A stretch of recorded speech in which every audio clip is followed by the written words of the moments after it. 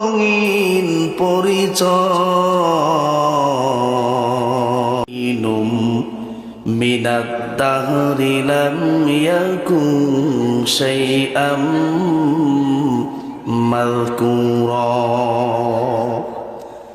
আল্লাহ পাক কালামে মাজিদের সূরাতুদ দাহরের প্রথম আয়াতের মধ্যে জানিয়ে দিয়ে বলেন, ও মানুষের মধ্যে কি এমন একটা সময় অন্তর্বাহিত হয় নাই যেই সময়টা মানুষ পৃথিবীর কোনো উল্লেখযোগ্য বিষয়বস্তু হিসেবে পরিগণিত ছিল না?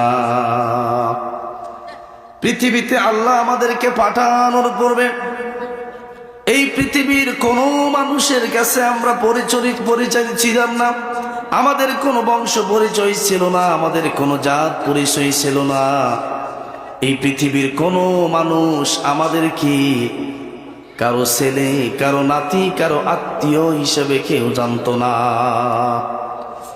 যখন আমাদের রব, যখন আমাদের আল্লাহ আমাদেরকে দয়া করে মায়া করে মায়ের গর্ভ থেকে এই পৃথিবীর আলো দেখালেন, জন্মের পরে আমরা কারো ছেলে হয়ে গেলাম, কারো নাতি হয়ে গেলাম, কারো ভাই হয়ে গেলাম, কারো আত্মীয় হয়ে গেলাম। বলেন ঠিক কিনা?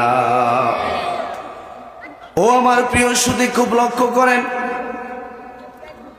অসংখ্য বাচ্চা মায়ের গর্ভের ভিতরে মারা যায় কিনা? অসংখ্য বাচ্চা দুনিয়াতে আসার পূর্বে মারা যায়। অসংখ্য বাচ্চা ডেলিভারি অবস্থায় মারা যায় কি যায় না? অসংখ্য বাচ্চা দুনিয়াতে আসার 2-1 দিন পরে মারা যায়। অসংখ্য বাচ্চা 2-1 বছর পরেও মারা যায়। অসংখ্য বাচ্চা 2-4-5 বছরের ভিতরেও মারা যায় কিনা? কিন্তু আমার আল্লাহ আমাদেরকে দয়া করে মায়া করে এই দীর্ঘ হায়াত, লম্বা হায়াত দিয়েছেন। এই জন্য আমরা শুকরিয়া আদায় করি আলহামদুলিল্লাহ। উচ্চ আওয়াজে বলুন আলহামদুলিল্লাহ।